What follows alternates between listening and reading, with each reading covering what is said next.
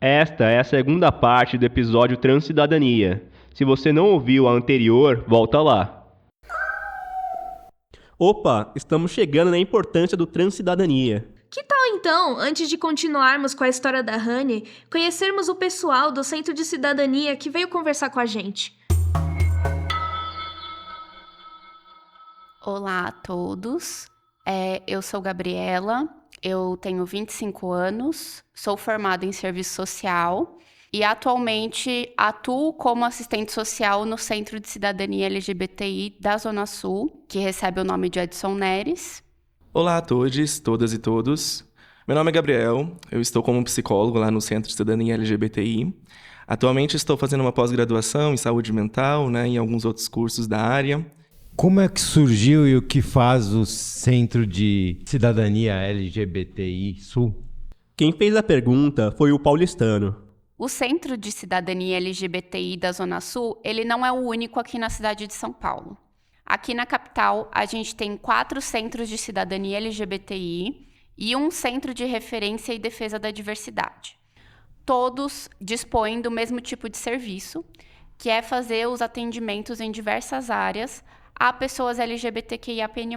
Somos equipes formadas por diversos profissionais, como assistentes sociais, psicólogos, pedagogos, advogados, justamente para estarem à disposição da população em qualquer demanda que for necessária.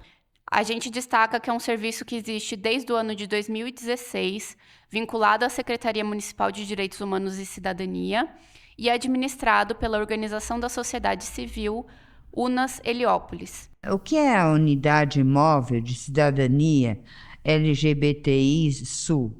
Essa foi a Fada, usuária do CAPS AD do Gato Preto. Nós temos uma van, que é a Unidade Móvel de Cidadania LGBTI da Zona Sul, que percorre todo o nosso território de abrangência, divulgando o nosso serviço, fazendo distribuição de insumos de prevenção à IST e diversas informações relacionadas aos direitos LGBTQIAPN+. Acho que você já falou bastante sobre o que é, mas eu gostaria que você explicasse melhor o que é o programa Transcidadania. O programa Transcidadania é um programa que existe desde 2016 na Prefeitura de São Paulo, vinculado à Secretaria de Direitos Humanos e Cidadania, em parceria com a Secretaria Municipal do Trabalho. É um programa que está inserido dentro do Programa Operação Trabalho, o POT, e visa a elevação escolar e preparação para o mercado de trabalho de pessoas trans e travestis. Para participar do programa Transcidadania, existem alguns requisitos, que nada mais é do que ser uma pessoa trans ou travesti, ter mais do que 18 anos ou 18 anos e não ter finalizado o ciclo de ensino. Pode a pessoa não ter finalizado o ensino fundamental ou o ensino médio e ter o desejo de retornar aos estudos. Tendo em vista que é um programa que tem esse objetivo de elevação escolar, a pessoa ela precisa estar matriculada numa escola, frequentando as aulas e participando de atividades complementares que juntas vão formar uma carga horária. Para mais informações sobre o programa Transcidadania ou os outros serviços prestados, basta procurar um dos Centros de Cidadania LGBTI. A gente deixou os endereços na descrição do episódio. E, em contrapartida, essa pessoa que se dedicou, a todos esses requisitos do programa Transcidadania recebe mensalmente uma bolsa no valor de um salário mínimo. Essa bolsa pode ser recebida por até 24 meses, então 2 anos. Então, cada pessoa que entra para o programa Transcidadania tem o direito de ficar até 2 anos, sendo avaliada e acompanhada pela nossa equipe. Então, a gente busca sempre estar divulgando isso para que mais pessoas tenham acesso, para que mais pessoas trans e travestis consigam ser reinseridas nas escolas, entendendo que muitas vezes, quando a gente está lá na infância, na adolescência, muitas vezes esses ambientes não são acolhedores. Então, o objetivo é que essa pessoa retorne à sua cidadania através dos estudos.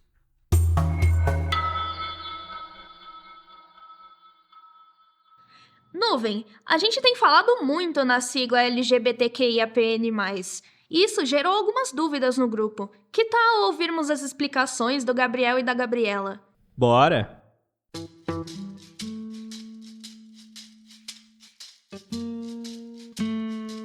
Eu acho que dá pra gente começar entendendo as letras LGB. Por que eu faço essa separação? Porque a gente tá falando no primeiro começo das orientações sexuais.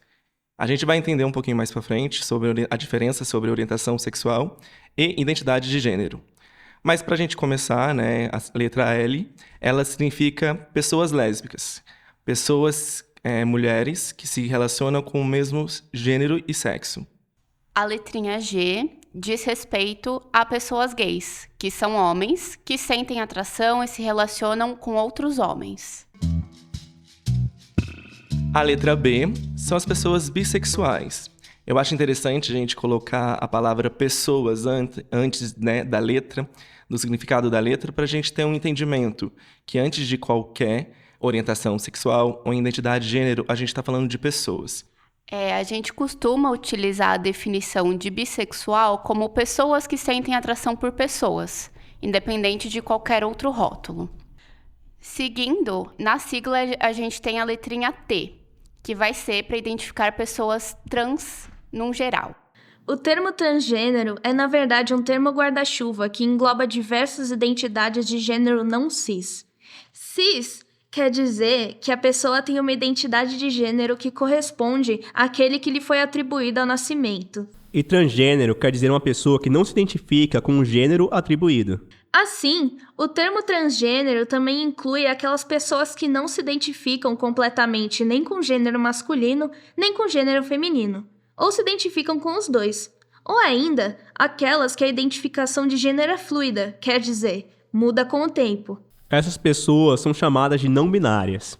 Estão na sigla também, a gente já chega lá. Tem estudos que mostram que cerca de 1/3 das pessoas trans são não binárias. Também é importante dizer que é uma visão errada acreditar que a verdadeira pessoa trans seria aquela que desde muito jovem se sente desconfortável com o gênero atribuído e deseja profundamente procedimentos médicos de afirmação de gênero. Bem errada essa visão mesmo. A vontade de fazer intervenções médicas, o jeito que a pessoa gesticula ou se veste, o comportamento, as orientações sexuais, nada disso define o gênero que a pessoa pertence. E o que define? O que define é como a pessoa se sente, é como a pessoa se vê, é quem a pessoa é. Para além dos rótulos ou das personagens que estamos acostumados a ver nesse teatro dos estereótipos de gênero.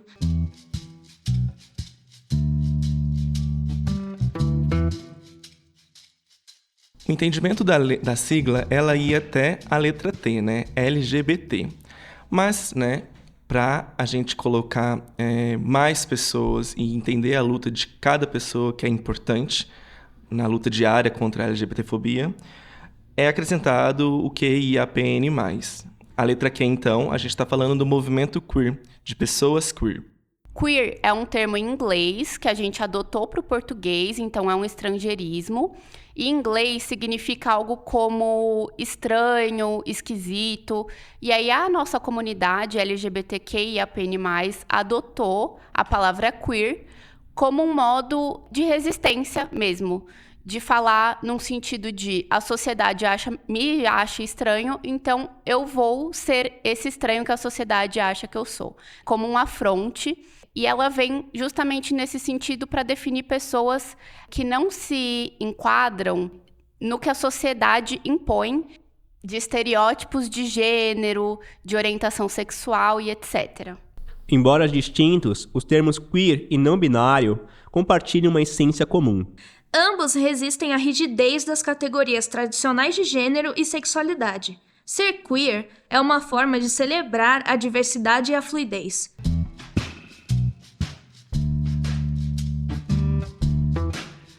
Indo para a letra I, a gente está falando então da única letra que fala sobre características corporais e não sobre identidade de gênero ou orientação sexual. Mas o que significa características corporais? São aquelas pessoas que têm características que não se enquadram nessa ordem biológica.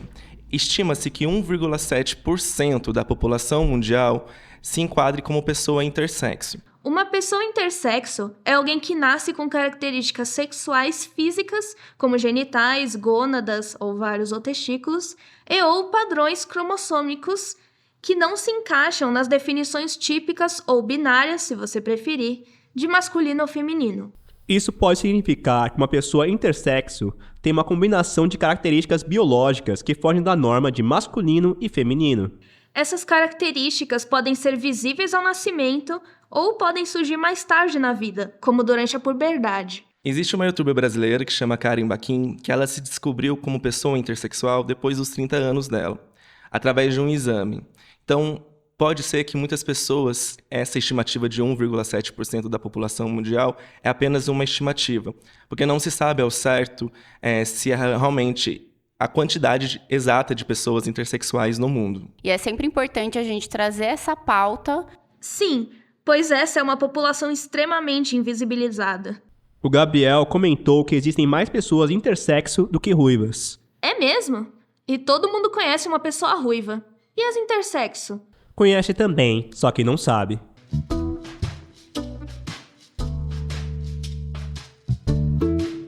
Seguindo, a gente tem a letrinha A, que se refere a pessoas aromânticas ou assexuais.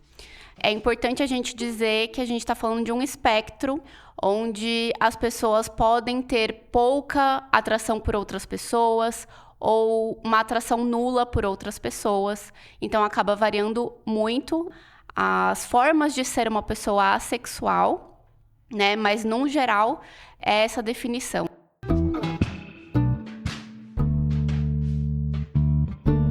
Falando agora um pouquinho sobre a letra P, a gente está falando de pessoas pansexuais.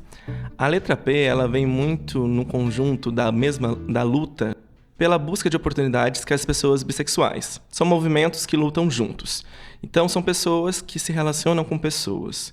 Eu acho que é tanto quanto simples ter esse entendimento. São pessoas que fogem dessa dicotomia de apenas masculino e feminino, como pessoas bissexuais também.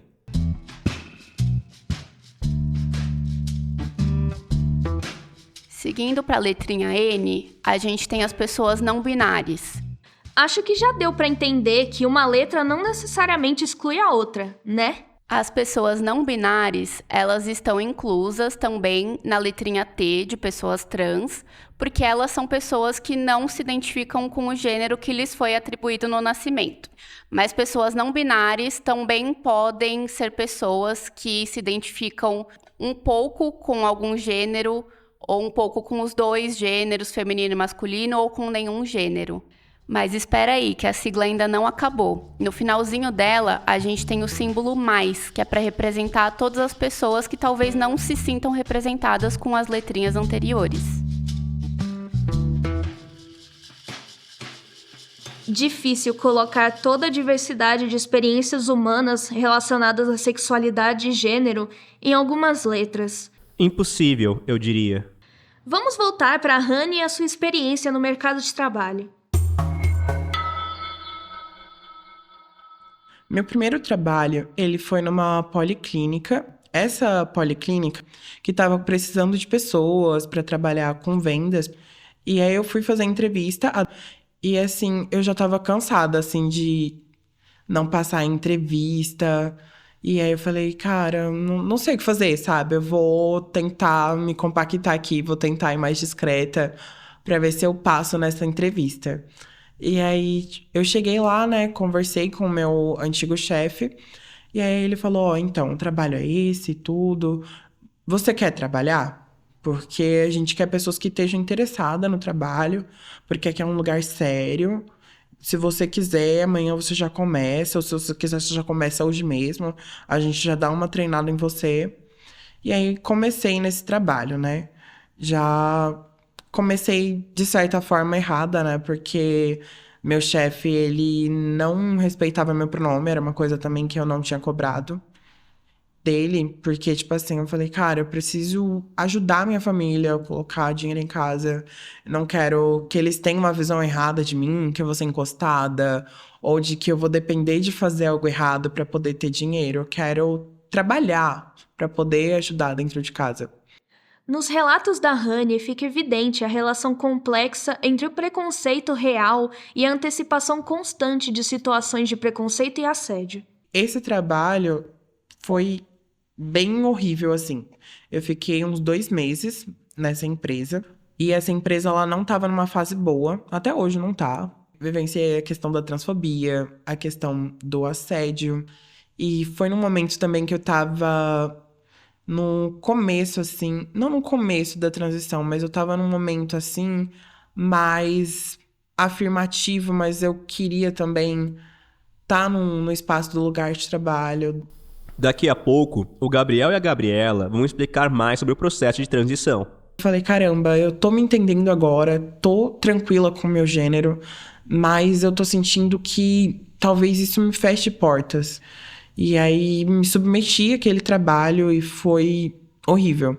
A antecipação de preconceito, combinada com a discriminação real, impede que muitas pessoas trans busquem empregos formais ou avancem em suas carreiras. Elas podem temer não serem aceitas ou enfrentarem piadas, rejeição ou até assédio no ambiente de trabalho, o que leva muitas a optarem por empregos informais ou autônomos. Eu entrei lá, tipo, muito de cabeça baixada. E aí eu falei, não, eu vou me impor enquanto quem eu sou, meu gênero. Vou ganhar esse espaço, vou conquistar esse espaço. E aí, meu chefe, ele começou a ficar meio estranho, assim, em questão de olhares. E ele fazia questão de não me respeitar. Parecia que quanto mais eu me afirmava, ele não me respeitava. E ele também era conservador, religioso, todo aquele discurso que a gente já conhece. E aí, um belo dia eu cheguei pra ele e eu falei: olha, eu quero ser chamada de Rani Gabriela e meus pronomes são ela, dela. É isso, é lei. E aí ele não me respondeu. Ficou, tipo, uns 3 dias a minha mensagem lá parada. E aí depois ele começou a me chamar pelo nome, mas eu me senti um pouco desconfortável, porque, sabe, eu não sei explicar a sensação que eu tinha. Mas depois que ele começou a respeitar meu nome, meus pronomes, tipo, eu senti um pouco de assédio, assim, da parte dele. Questão de querer conversar tocando e tudo. E ele também fazia piadas, assim, comigo lá na hora. E, assim, foi um lugar que me sugou muito, me senti abusada ali, de certa forma. A experiência contínua de discriminação mina a autoestima, e o medo de ser rejeitada ou violentada pode fazer com que a pessoa internalize a ideia de que não merece aceitação. Meu segundo trabalho foi depois, tipo assim, enquanto eu ainda tava lá, vi um anúncio de uma loja que precisava de pessoas, né, pra ser vendedora, enfim. E aí eu passei na entrevista, saí daquele antigo lugar que eu tava. Nesse trabalho, acho que o primeiro desafio que eu encontrei era que só trabalhavam homens. Homens cis e héteros. Quando eu cheguei, a gente tinha que mexer com uns manequins, tipo, super pesados. A primeira coisa que o cara falou pra mim, ai, pode deixar que eu faço tudo, que você não vai aguentar não, que você é mulherzinha. E aí eu falei, não, não é assim, né? Se eu tô aqui, eu também tenho que te ajudar. E aí ele foi de 8 a 80. Ou você não faz nada, ou você faz tudo. Aí ele deixava, tipo, tudo pra eu fazer. Eu, tá, beleza. Vou aguentar aqui. E além disso, também teve um episódio, vários episódios, assim, de assédio. Que só trabalhavam homens e o público-alvo também eram homens. Porque vendia acessórios, camisetas. Teve um dia que eu tava lá na loja, aí chegou um senhor.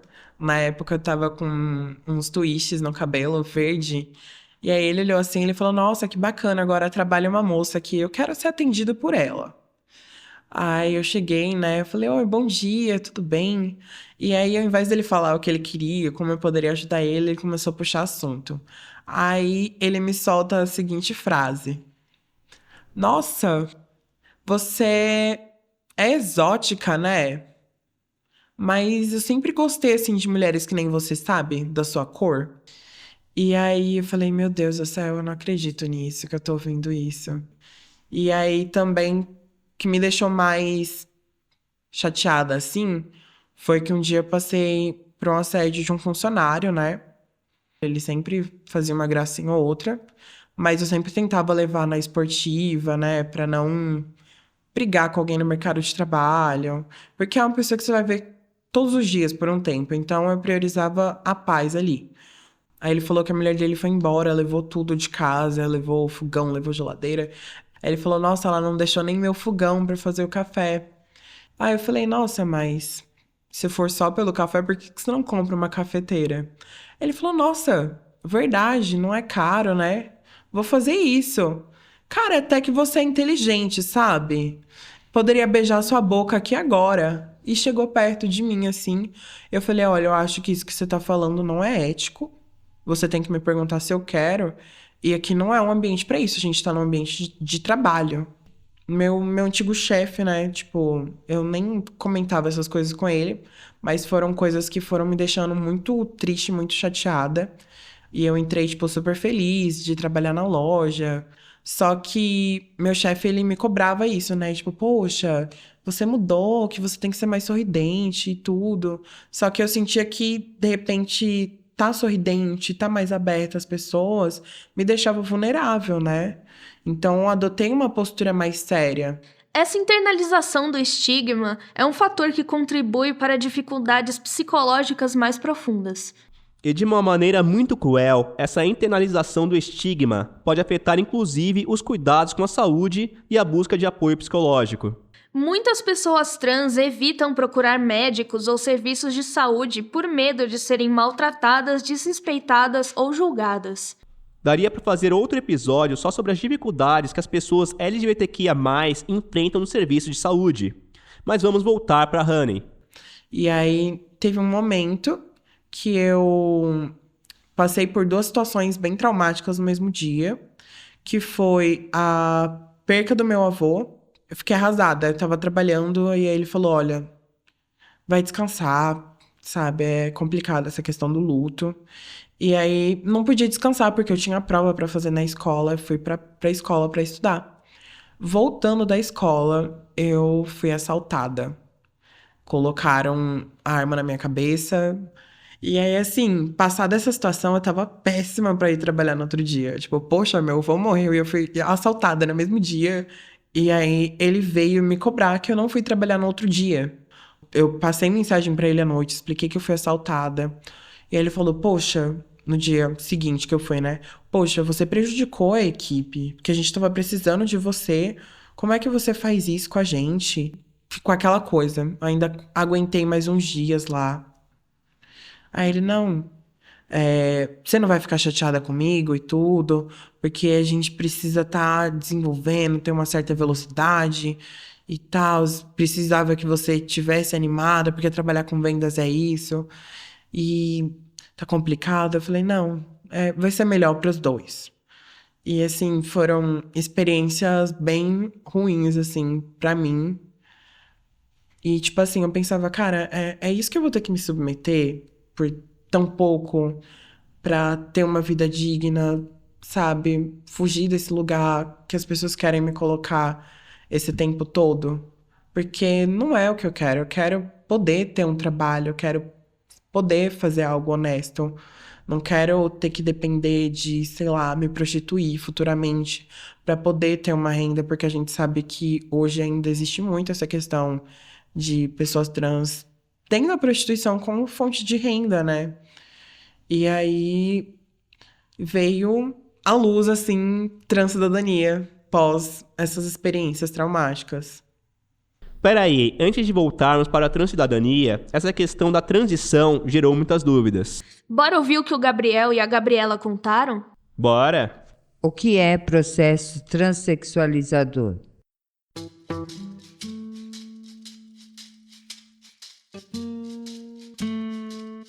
Quando a gente fala do processo transexualizador, a gente fica muito nessa ideia que apenas a pessoa que começar a hormonização, que a gente vai falar um pouquinho mais pra frente, que essa pessoa está passando por esse processo transexualizador.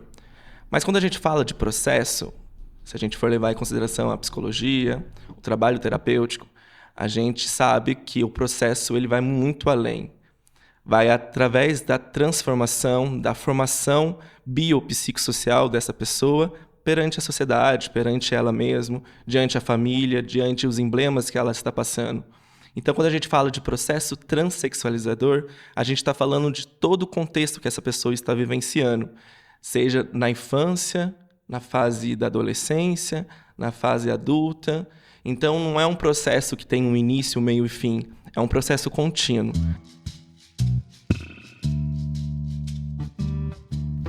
Acho que o ouvinte, em algum momento, já ouviu falar em nome social. Vocês podem explicar o que é e para que serve? O nome social é o nome com o qual a pessoa trans ou travesti se identifica. Então, muitas vezes é um nome que não é aquele que está na certidão de nascimento, mas que aquela pessoa tem o direito de ser chamada por esse nome escolhido com o qual ela se identifica. É um direito que está aí respaldado por leis e decretos a nível municipal, estadual e federal, e que precisa ser tomado esse cuidado também como uma forma de acolhimento. Quando eu entrei aqui no CAPS hoje, era a minha primeira vez frequentando aqui, e eu reparei muito essa questão, né? Então, tem a plaquinha dizendo, aqui nós respeitamos o seu nome social, tinha um banner escrito, como você quer que eu te chame. Então, isso é muito importante para o acolhimento de pessoas trans ou travestis que ainda não fizeram a retificação de nome. A retificação de nome é quando há a mudança no registro civil, então na certidão de nascimento.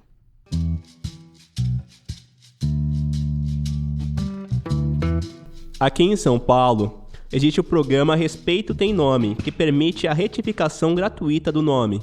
Tem link na descrição do episódio. Todas essas informações são super importantes e acho de extrema necessidade que as pessoas trans e que os profissionais da saúde tenham um contato maior com o protocolo de cuidado integral à saúde de pessoas trans, travestis ou com vivência de variabilidade de gênero no município de São Paulo, para entender um pouquinho melhor sobre como fazer o atendimento, quais são os direitos da pessoa trans no processo transexualizador e diversas outras informações sobre como fazer esse atendimento ou como receber esse atendimento enquanto pessoa trans.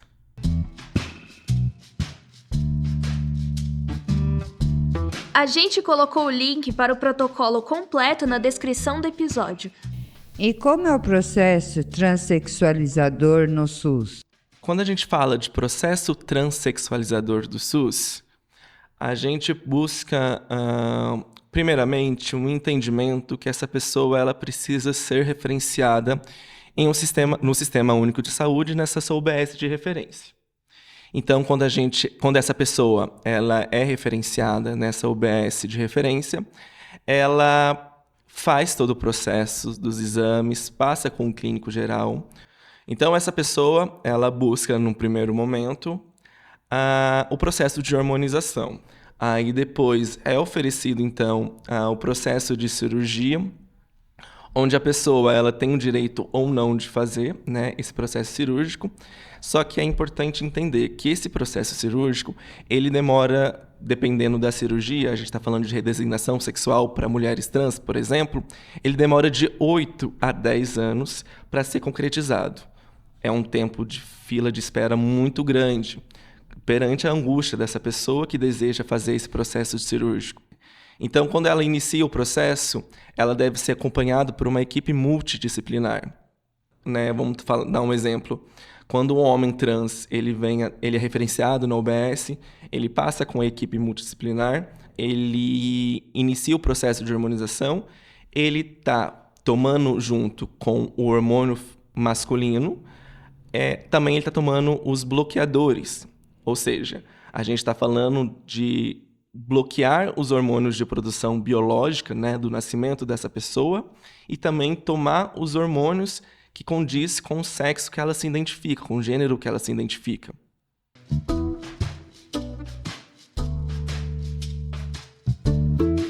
É importante dizer que, hoje em dia, a pessoa não precisa da validação de um profissional de saúde para ser trans. Quer dizer, quem define se a pessoa é trans e pode começar o processo de transição é a própria pessoa.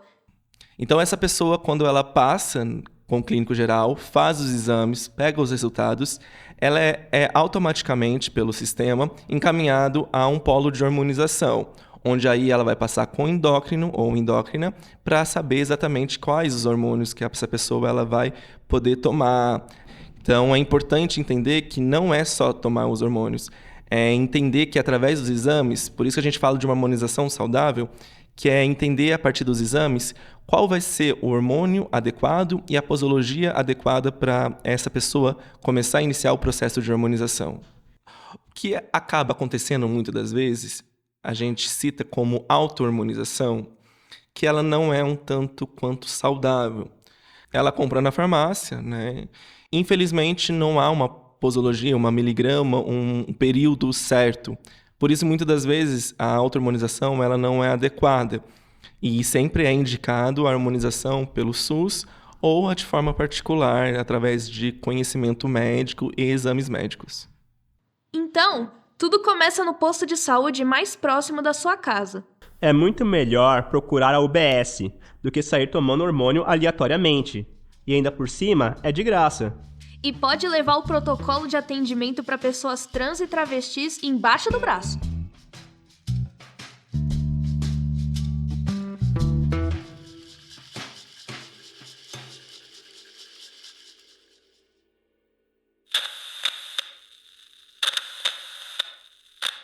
Este episódio continua na parte 3.